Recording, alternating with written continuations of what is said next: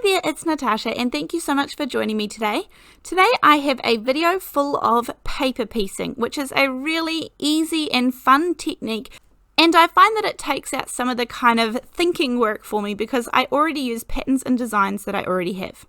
Now this is a paper pad here from Alina Crafts, and there are some gorgeous pieces in here. In fact, some of these you could pretty much just use this paper pad, to make a whole lot of ready-made cards. So I was tempted to do a video on that. I'm not sure if it's too obvious, but it is just really easy if you want to take the thinking out of it completely. But here I have chosen 3 of the patterns. Some of them I've already chopped into for scraps, and then here there is no measuring here. I am completely eyeballing to get a sort of triangle shape. I'm not worried about the sides being even. In fact, even if they were less even would be better. But I am just going to pop this triangle down in the middle, and this is going to help me start off my background. Now, I am going to create a kind of children's card here, but this technique can be used for any kind of cards. So you could definitely put some gorgeous little paper pieced birds or paper pieced flowers, or even just sticker flowers or cardstock flowers, or any die cuts that you have, stamps that you have, anything could be used to go in the center here and would look gorgeous. So I have chosen 3 patterns from the same paper pad, and that way I have a much better chance of them coordinating, and again taking some of the thinking work out of it for me. And I have already created a really colorful background. Not overwhelming, but definitely there is a lot of interest there without me having to do a whole lot of work. Now I'm going to work on the stamp set. This is the Panda birthday stamp set, and again I am just going to be paper piecing, stamping and paper piecing. So I'm going to take this gorgeous panda here. I'm not a huge fan of the kind of cartoony styled stamps and things like that, and honestly I don't really own any, so that's why I picked this one up, because I did note that I had really very few cards that were kind of aimed at children's. Hence today's card. So I have got my panda here. I am using a mini MISTI, which is obviously a stamping platform. There are lots of other good ones out there on the market. You don't have to use a stamping platform at all. I definitely could have used acrylic blocks for this one, but I had remembered that my VersaFine Onyx black ink was getting a bit dry, so I think I ended up stamping this twice. I wasn't sure if I would need to, so I used it just in case, but I just need to go ahead and find some time to do some re-inking of lots of my stamps. I do have the re-inker, and it's a really good idea to pick up the re-inker for those key kind of stamp pads that you use all the time. For me, that's like the VersaFine Onyx Black and the VersaMark sticky embossing ink pad. I definitely make sure I've got the refill for that. But anyhow, I'm just going to stamp this down on the actual background that I created. And I got a pretty good image, so I think I'm just going to leave that at 1 stamping. Then I just have another piece of paper here, and I'm going to stamp this down again. This is the one that I'm going to cut out, because actually this panda has some kind of gorgeous little spiky fur. And when I'm doing the paper piecing, there is no way that I'm cutting around all those gorgeous little spikes. So I will give you a close-up later on about how I figured that one out.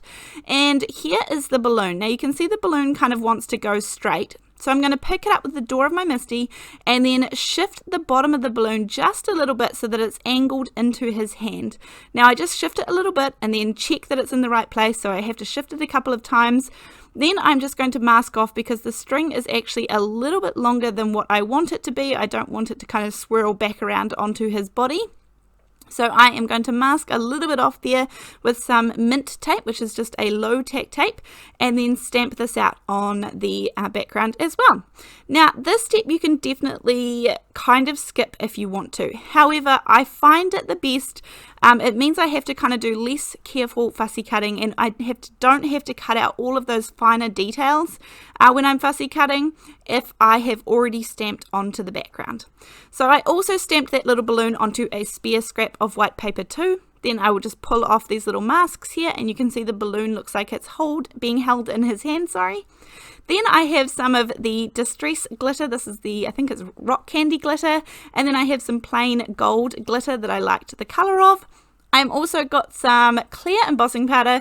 You can use the ultra thick embossing powder if that's what you have, or if you just have normal, super fine, or just normal embossing powder, all of the options are going to work. The ultra thick embossing powder is just exactly what it sounds like. It is just thicker grains of embossing powder, so it can save you from having to do quite as many layers, but the normal embossing powder works absolutely fine, so if you don't have it, then don't worry, you can just use the normal stuff. I am cutting out my balloon here just because I want to cut it before I start all of my embossing powders. I added some VersaMark sticky embossing ink and then added some of the ultra thick. With the ultra thick, I like to heat from the bottom because I find otherwise the chunks are so big that sometimes they can get blown away, or at least start it from the bottom until quite a lot of it has melted. Now, just with the setup I have going here where I have my tweezers and I have the heat gun, I am able to do it quick enough where I just have to dip it back in that pile down that's on my little scrap piece of paper, and it will pick up more of that ultra thick embossing powder. If you aren't this quick, which I usually am not, then you are able to just add a little bit more VersaMark once the embossing powder has cooled. So give it a few seconds, add the VersaMark, and then add some more embossing powder. Then I have sprinkled in some of the glitter. Now it's kind of hard to show here because I'm trying not to catch the gleam of the embossing powder itself, but I have got a really nice little bit of sparkle here, and then I wanted to add in a little bit of gold as well because this is going to be the balloon floating up in the sky. I chose to keep it a really natural color, the white behind it, because the background is already busy enough, so I didn't want to kind of choose another color to pop on top of it. And I was really happy with that. I felt like it stood out really nicely. And then I went a little bit heavier with the gold glitter. Now this is just normal glitter, but because we have embedded it in so much embossing powder, then it is going to stick just fine. So here I'm actually sprinkling on more of that ultra thick embossing powder. It's on that little scrap piece of paper beside me, and heating it so that all of that glitter is trapped in a really nice big bubble. And this is what we are left with. There is a little bit of dimension to it. I really like that look. It kind of looks like you've added a layer of glossy accents on top, which would work perfectly fine too if that's the option that you'd like to go. So here is where I'm cutting out this little panda, and you can see he kind of has some little fuzzy fur, but I am not fussy cutting that. I'm just going straight around this panda, and he is a really nice, easy shape to cut out. That is something that I also look at and consider very carefully when I am purchasing a stamp set, is the fussy cutting ability, because I don't mind fussy cutting, but I don't want to spend all day doing it, and I don't like doing intricate shapes. So this little panda fits the bill really well. I've popped some brush marker around the outside to make my fussy cutting look even better.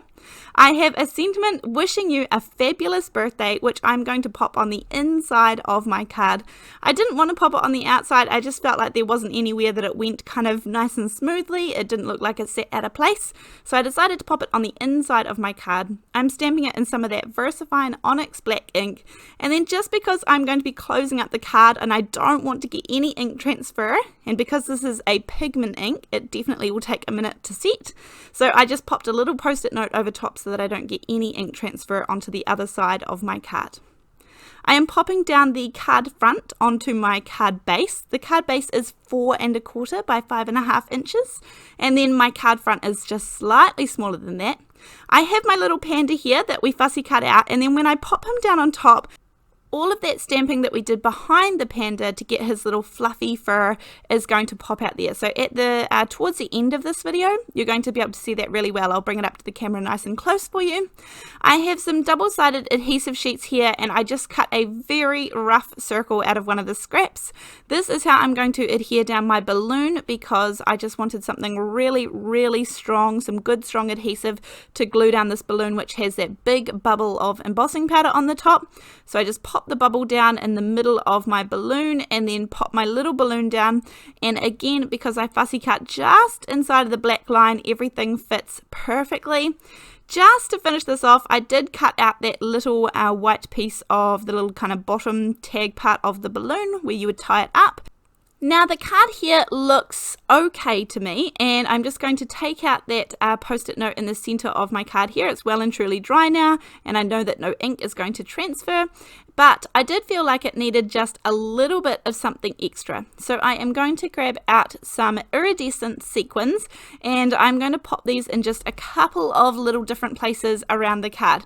I definitely think this finishes off the card. I haven't used these. I don't use sequins too much. I've definitely leaned in more towards using Nuvo drops and things, but I think there's definitely a place for these where they're sort of not overwhelming and there's not a whole lot of color to them, but when you move the card around, it kind of catches the light, and I just think it adds that little nice party birthday kind of feeling to it. So I just added a few of those on with some Ranger Multi-Medium in the matte finish. That's the glue that I've used to pop those on.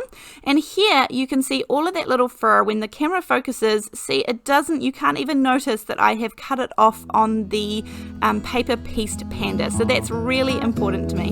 And one of the great fun reasons why paper piecing is good to have a go at. I hope you've enjoyed this video. All of the products used will be down in the description box below, and I look forward to seeing you in the next one. Thanks, bye!